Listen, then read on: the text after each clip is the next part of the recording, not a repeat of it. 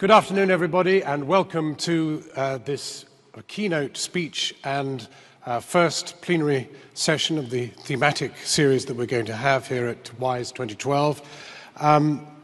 Just before I get into the meat of what we're doing, you'll be seeing tweeting addresses, Facebook, and the rest of it. We're extremely keen to make this as interactive as possible, and to anybody watching online, we're particularly keen to hear from our wider WISE community.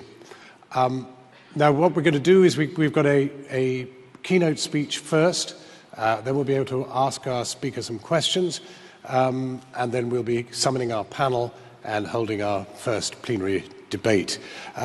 Before I introduce our keynote speaker and later the panel, let's take a look at a short film that highlights the intriguing achievements of one of this year's WISE Award winners, Christo Rey.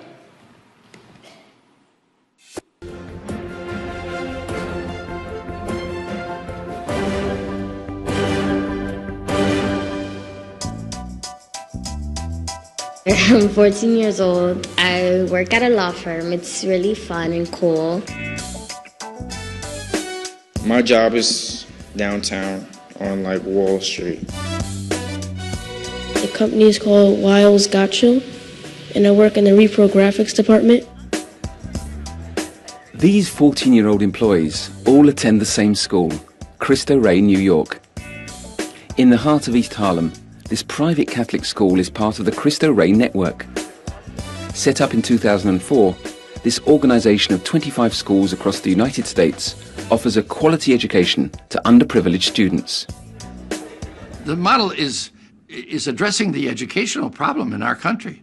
The model is helping kids who don't have a chance, the kids who are marginalized, the kids who don't have the opportunities that other kids have that live in the suburbs, for instance. So we have a motto. We say transforming urban America one student at a time. And I think that's really happening. Samantha is one of those lucky few, traveling daily from her neighborhood to receive a private quality education that her family could never have afforded otherwise. I'm from the Bronx, and I was born here in New York. I guess college has always been a thought in my life, but now that I'm in Christo Rey, it's a possibility more than a thought. At the heart of the Christo Rey innovative educational system is a corporate work study program that provides students with real-world work experience. Every student works a full day a week, thus funding the majority of his or her education. But far more important than the financial contribution that the corporate work study program makes to the operations of the school is the transformative impact that the work study program has on our students. They come from areas of the city in which people do not often travel to Midtown or Wall Street. For the Montes family, Samantha and her brother, who's in his last year, Christo Rey, New York is a ticket to a better life and a relief for Denise, their proud mother.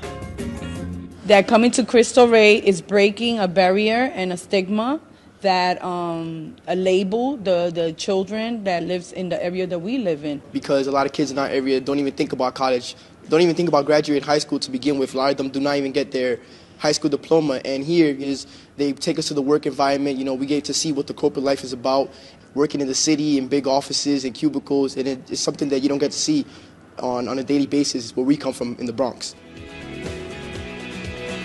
I feel, much more mature than a lot of kids my age. I know that the people I work with have high expectations of me, and I try to fulfill them as to my best ability. They're sharp, they're intelligent, they're hardworking, they have great personalities. They're very driven. So those are all key attributes that we look for our employees as well. So, fast forward, 8 years or 6 years, depending when they finish, undergrad or graduate school, we'd absolutely look to have them. It's great experience for us. We enjoy it as an organization. We think the students enjoy it too. It's a win-win situation for us. I feel like in my future, I'll be prepared and willing and able to go to a job. I know that I'm equipped already. I know that in the future years, they're going to continue to train me. And I know that if I ever go to a different job or anything like that, I know that I'm going to be very confident in what I do.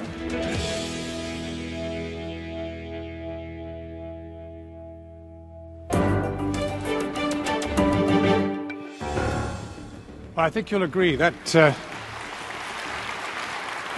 that film was both inspirational and uplifting, and I'm hoping very much that that's how this afternoon's going to prove too. And not least because our keynote speaker is a rather remarkable individual. People think of the OECD as an organization which basically judges countries' economic prospects and their current economic achievements. But about 10 years ago, our speaker, among others, came up with the idea of evaluating another key element of any sort of economic progress and achievement, that of education. And today, the OECD evaluates some 74 countries as to their educational achievements, standards, and prospects.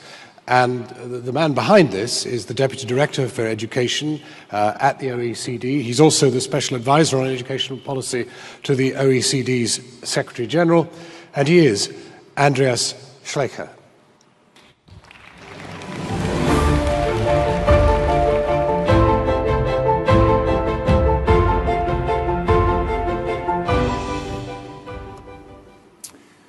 More than ever before, skills drive our economies and they transform people's lives.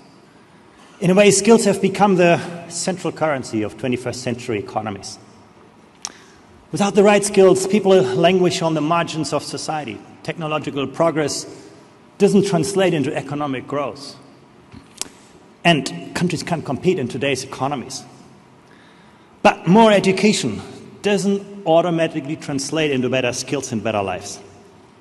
There is this toxic coexistence of, on the one hand, people, graduates on our street, unemployed, but at the very same time, employers desperately say they cannot find the people with the skills they need.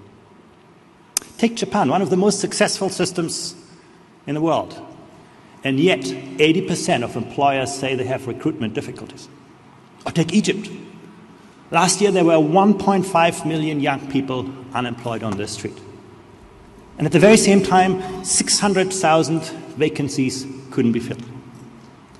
To succeed with converting better skills into better lives and better jobs, we need to better understand those skills that actually make a difference. We need to deliver those skills in much more effective and also equitable ways. We need to make better use of the talent of people. And we need to think a lot more creatively about who should pay for what, when and how. So what should we expect from 21st century education? In the past, we could assume that what students learn in school is going to last for their lifetime. So teaching specific content was at the center of education. Today, where we can access content on Google, where routine cognitive skills are being digitized and outsourced, and where jobs are changing rapidly, accumulating knowledge matters a lot less. And success is much more about ways of thinking, including creativity, critical thinking, judgment. It's about ways of working, collaboration, teamwork, people connecting. And it's about the kind of socio-cultural tools that enable us to engage with the world. And all of this is centered on delivering skills for citizenship, life and career, and personal and social responsibility. And I'm not talking about introducing new school subjects here. This has much to do with how we actually teach every day. Take literacy as an example. In the past, literacy was mainly about a set of technical skills that would enable you to decode a firmly established body of knowledge. Today, literacy is about your capacity and motivation to identify, understand, interpret, create, communicate knowledge. In the past, it was sufficient to direct students to an encyclopedia to find out the answers they didn't know, and they could rely on those answers to be true. Today, you look it up on Google and you find 27,000 different answers. Literacy has become about curiosity and self-direction, about building your own synthesis of information, about dealing with ambiguity, about interpreting and resolving conflicting pieces of information. That's also the concept of literacy in our way of evaluating systems through PISA. So it's not surprising that when you look at changing in the demand for skills, you see in the industrial world, you see amazing changes. You see decline in the demand for manual skills. No? Those jobs got automated and outsourced. But the steepest decline in the demand for skills is not in the manual sector, but in what we call routine cognitive skills. Memorizing something and expecting that that's going to save you later in life. The dilemma for education today is that the kind of things that are easiest to teach and easiest to test are also easiest to digitize and automate and outsource. That's why those jobs are disappearing fastest from our economies. At the very same time, you can see an increase in the demand for non-routine analytical skills. That's not about reproducing established content, but about your capacity to extrapolate from what you know and apply your knowledge in novel situations, the kind of tasks PISA focus on. And you can see an increase, that's the blue line, in non-routine interactive skills, the skills you need to collaborate, compete, and connect. So delivering those skills really requires some deep shifts in the way we think about education. In the past, learning was considered a place. We worried about bringing children to school. Now, learning is an activity that cuts through everything we do throughout our lives. In the past, the policy focus was on the provision of education. Today, it needs to be on outcomes. Shifting from looking upwards in the bureaucracy towards looking outwards to the next teacher, to the next school, about creating networks of innovation. Our PISA study shows that spending per student explains less than 20% of the performance differences that we observe across countries. So two countries with similar spending can achieve very different results. We also see that an image of a world divided neatly into rich and well-educated countries and poor and badly educated ones is totally out of date. Success also has to do with values. Everybody agrees education is important, of course, but the test comes when education is weighed against other priorities. How do countries pay their teachers compared with other highly skilled professions? Would you want your child to be a teacher rather than a lawyer? How do the media talk about teachers? What we've learned from PISA and our comparisons is that leaders in high-performing education systems have convinced their citizens to make choices that value education, their future, more than consumption today. Placing a high value on education is just part of the answer. Another part is the belief in the possibilities of all children to succeed. This chart shows you performance of countries on PISA on the vertical axis and the impact which social background has on learning outcomes on the horizontal one. No? So quality upwards, equity sideways. The upper right quadrant shows you those countries that are able to combine high levels of performance with an equitable distribution of learning opportunities. In Finland and many Asian countries, parents and teachers are deeply committed that all students achieve high-level standards. These schools have advanced from achieving excellence for some to achieving excellence for all. And interestingly, these kind of things are deeply reflected in student behavior. When we ask students what accounts for success in mathematics, students in the United States would typically tell us it's all about talent. If I'm not born as a genius in mathematics, I better study something else. In Japan, 9 out of 10 students say, it depends on my own effort, and I'm confident I have the trust in my teachers to help me to succeed. More generally, our data show that top school systems embrace diversity with differentiated instructional practices. They realize that ordinary students have extraordinary talents. And importantly, our data show that you can change those things. In 2000, Germany, my own country, featured in the lower left quadrant of the chart. Below average performance, large social disparities. Since then, substantial efforts have been directed to improve things, to support disadvantaged students, to better integrate students with an immigrant background. And indeed, 9 years later, you can see Germany have been moving upwards, so these things can change. As difficult as it is to anticipate the kind of skills that matter, it is many times harder to figure out what this means for the design of education systems. Modern school systems need to make learning central and encourage engagement. They need to foster skills-oriented lifelong learning instead of qualifications-focused education up front in people's life. They need to be highly attuned to the individual students' differences and sensitive to this. They need to provide an environment with continual feedback and assessment. And they need to fully capture the learning potential of students. Our data also show that skill development is far more effective if the world of learning and the world of work are effectively integrated.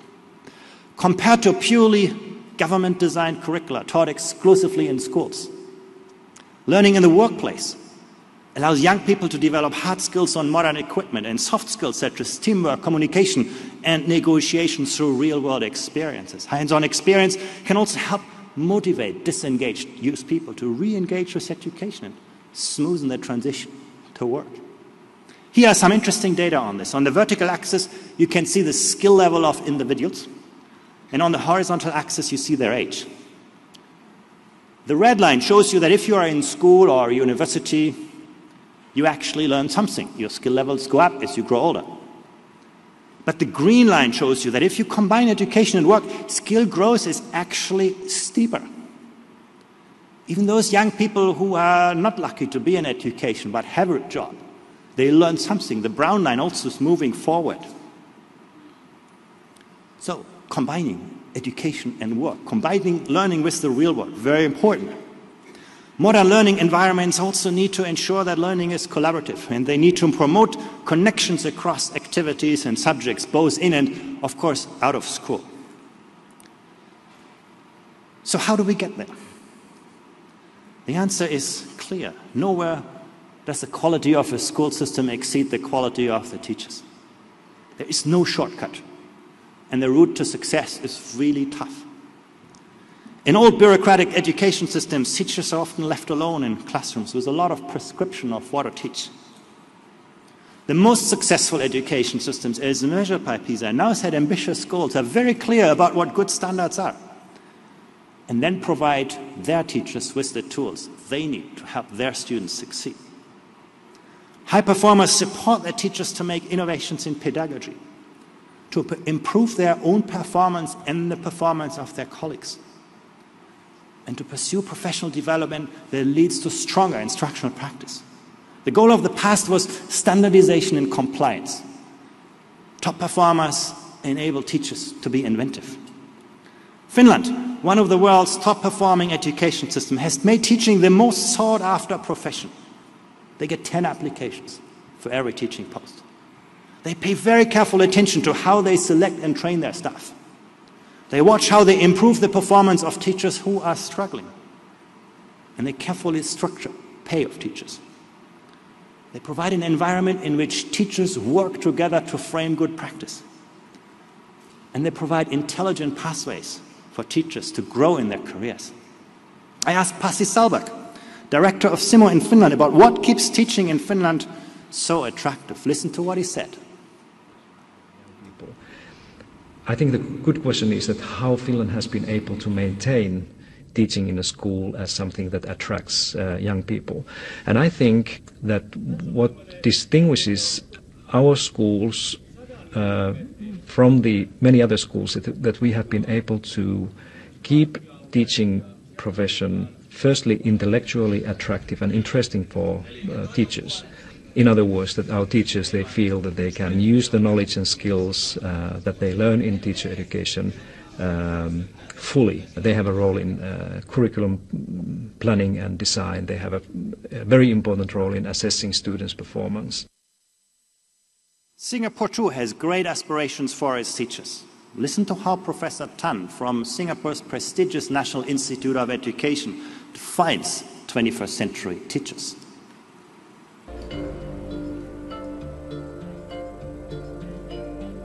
Let me describe the philosophy behind our curriculum.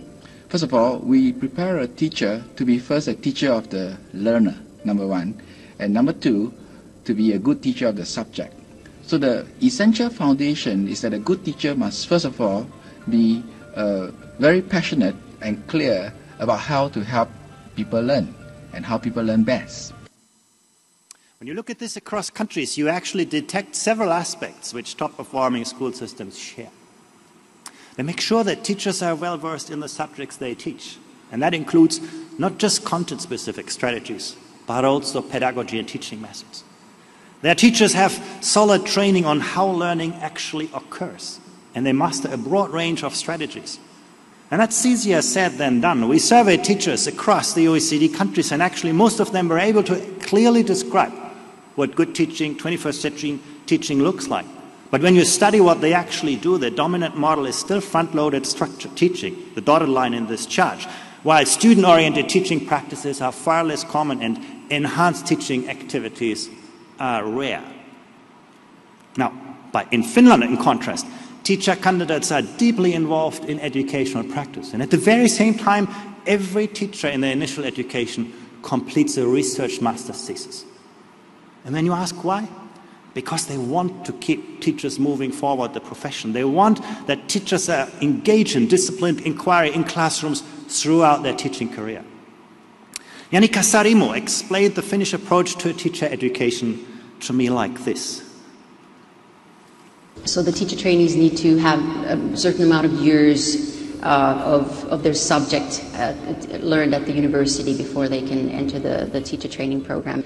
Teacher training for subject teachers lasts for a year, and so initially they start with theory. They are at the university for some weeks, then they come to us for a period of orientation where they meet their mentor teachers and they get to see the classrooms, and then there's a period during which they teach in pairs. After that, they go back to the university to get some more theory. They also have now some experience. They're able to maybe ask different questions because they have some experience from the practical side of things. And so it's kind of a wave back and forth between coming to get the practical side at the school and then going back to gain some more information regarding theory. Teachers also need to have a deep understanding of how learning actually occurs. Some of us used to think that Japan is a country where rote learning is dominant, and maybe that has been true in the past, but today Japan is at the frontier of novel practices. You can see that here in our PISA data.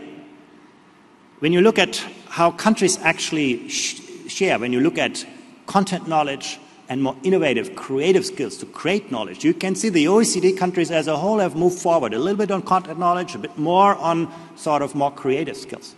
But when you actually look at the development in Japan, you can actually see Japan is the single most country that has seen most progress on strengthening creative skills. And that tells you you cannot only get more children into school, raise average performance, you can also change the instructional practice in the course of a few years in classrooms. Teachers also need to reflect on their practice in order to learn from their experiences. In Sweden, you can see school principals every day challenging their teachers with questions such as, how do we know that? Could we test it another way? How do we know how other people at other schools do those things? Teachers also need to work in highly collaborative ways, working with other teachers and professionals within the same organizations or in networks of professional communities. Ontario, Canada, has made peer learning systemic, trying to build on the good ideas that were already in the system. Listen to how former Deputy Minister Ben Levin describes this. We placed a lot of emphasis on building on good things that were happening in the system. We started with the idea that there were lots of good things happening, and what we needed to do was scale those, have more people know about them, celebrate them, support them, and make them more widespread. And we certainly tried to create a feeling across the province that everyone was in it together. This is not about top-down reform implementation. It's about building on what's already in the system. And when I visited Singapore last November, I was fascinated about the approaches to build professional learning communities in schools. Listen to this. To do that, really we get teachers to work together, to collaborate, and to look at each other's practice in the classroom. I think that is essential and really very critical, because the good teaching practices should not reside within the four walls and be kept to one teacher, and I think there is a lot of sharing that we can have in this school. What you want to do right now is, okay, think of the Socratic question, okay, what do I want to use to further define, clarify?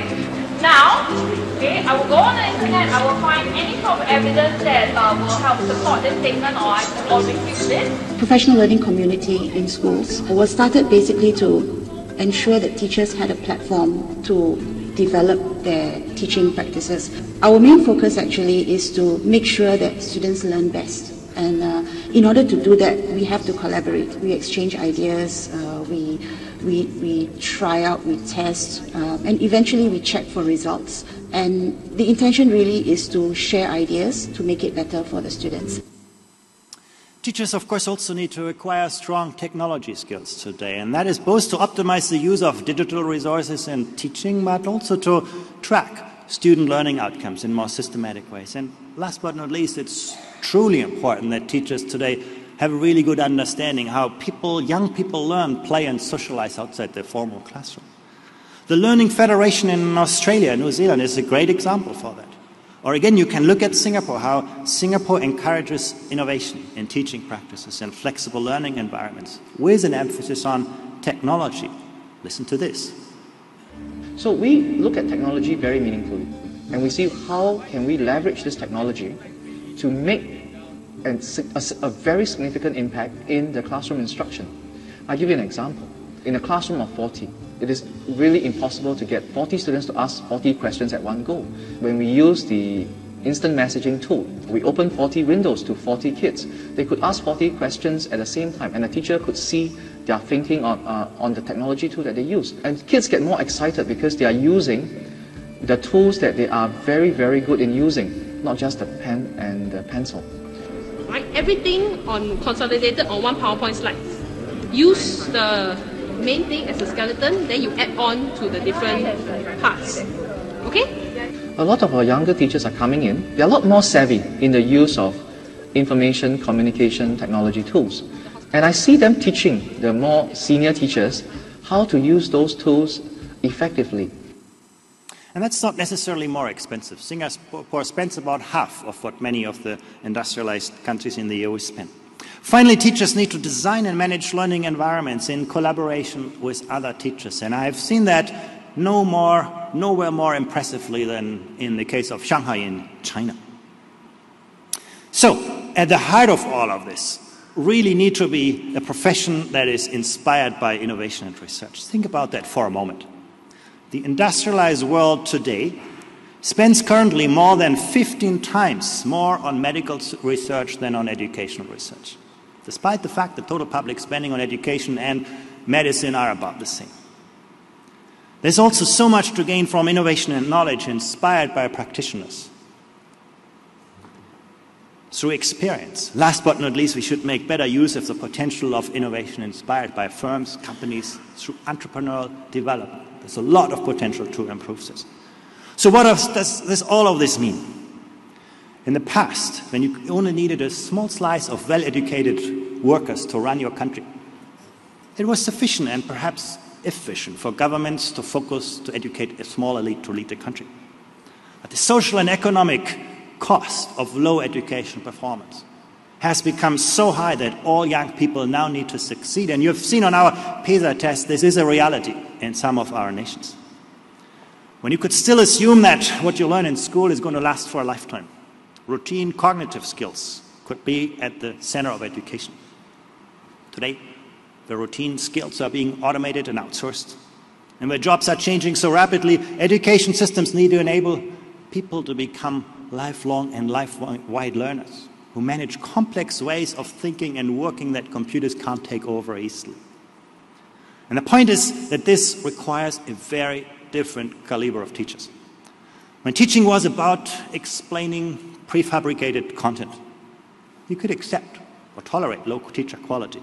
And when teacher quality was low, governments told their teachers exactly what to do and how they want it done, using prescriptive methods of administrative control and accountability. What you see in the most advanced education systems now is that they have made teaching a profession of high-level knowledge workers. But people want to become part of the knowledge profession. They are not attracted by schools organized like an assembly line with teachers as exchangeable widgets doing their work. You therefore see a very different work organization in high-performing education systems with the status, professional autonomy, and a high-quality education that goes along with professional work.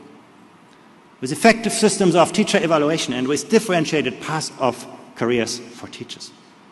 It all sounds tough, but actually there are plenty of good examples. First of all, you need to bring to the task a sense of urgency, a sense that this is a very high priority. Then you need a plan.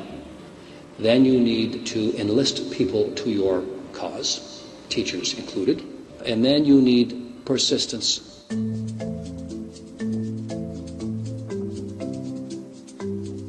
Well, close to 4 out of 10 Ontario students are immigrants. So we have a student population that is extremely rich in its diversity. We need to deal with that diversity. And so it's not seen as a barrier, it's seen as an opportunity and a challenge. And I think one of the ways in which we've done that is by ensuring that we provide more supports and more resources in meaningful ways to schools that are more challenged. So we can identify the proportion of children living in poverty in a particular school population. We can identify the proportion of children who come to school without either English or French as their first language.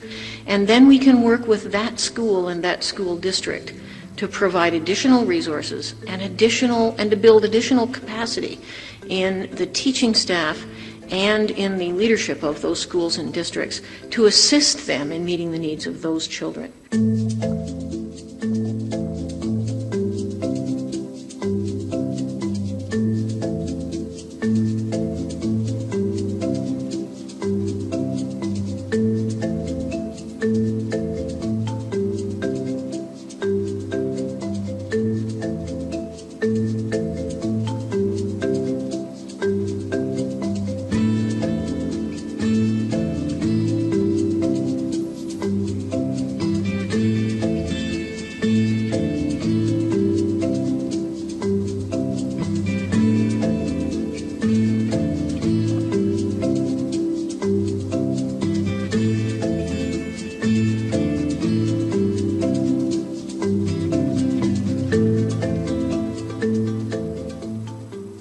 The final point I really want to make is about the need to keep looking outwards.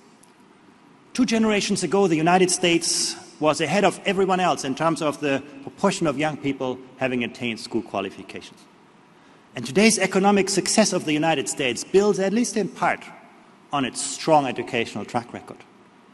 Today, the United States is just an average performer.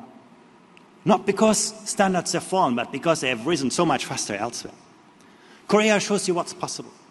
2 generations ago, Korea had the standard of living of Afghanistan today, and one of the least performing education systems. By the year 2000, virtually every young Korean finished high school. Korea's average performance on our PISA test was already good in 2000. And yet Korean policymakers were still concerned that only a small elite achieved standards of excellence. Within less than a decade, Korea was able to double the share of students demonstrating excellence. A major overhaul of Poland's school system helped to dramatically reduce performance variability between schools, turn around many of the lowest performing schools and raise overall school performance by the equivalent of a full school year in 1 decade. Portugal was able to consolidate its fragmented school system and improve overall performance and equity. And so did Germany and Hungary. So here's the last lesson. Even those who claim that the relative standing of countries on these kind of comparisons mainly reflects social and cultural factors, they must now acknowledge that educational improvement is possible. The rapidly improving education systems didn't change the composition of their population, nor their wealth, nor did they fire their teachers. They changed their education policies and practices.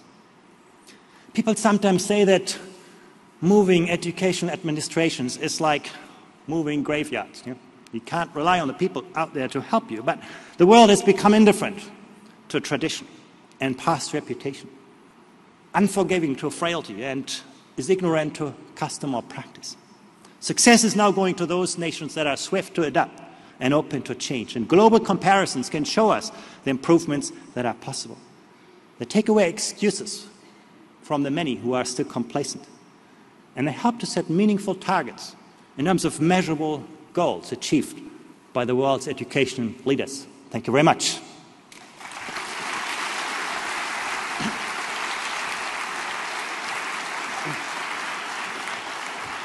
Andreas, that was absolutely fantastic. It's certainly one of the very, very best things I've ever heard about education in recent years. It's really, really interesting. We have got no time for questions, but I want to ask you one. And that is that the environment in which all this is happening, in the OECD countries even that you investigate, is an environment of austerity. Just at the moment when you want a sort of, not necessarily a massive financial investment, but an investment in education, the screws are tightening and teachers are feeling the heat, and you haven't quite got the spirit that you seem to be describing in your presentation. So are you still optimistic? It's a tough challenge. I think I need to use the mic. I think it's a tough challenge, but at the very same time, over the last couple of years, 3 years, most countries, despite austerity, have still kept on investing in education. The other point I wanted to make is that spending per student only explains about 20% of the performance differences among countries. This isn't about the volume of money. This is to do with how you spend your money, how you invest your money, and how you prioritize the quality of teachers over things like the size of classrooms and other factors of the environment. Well, you've set up our discussion brilliantly. I'd love to have cross-examined you further, and I know lots of people have got questions, but I think they'll thread into our discussion. So thank you very, very much. Tremendous. Thank you.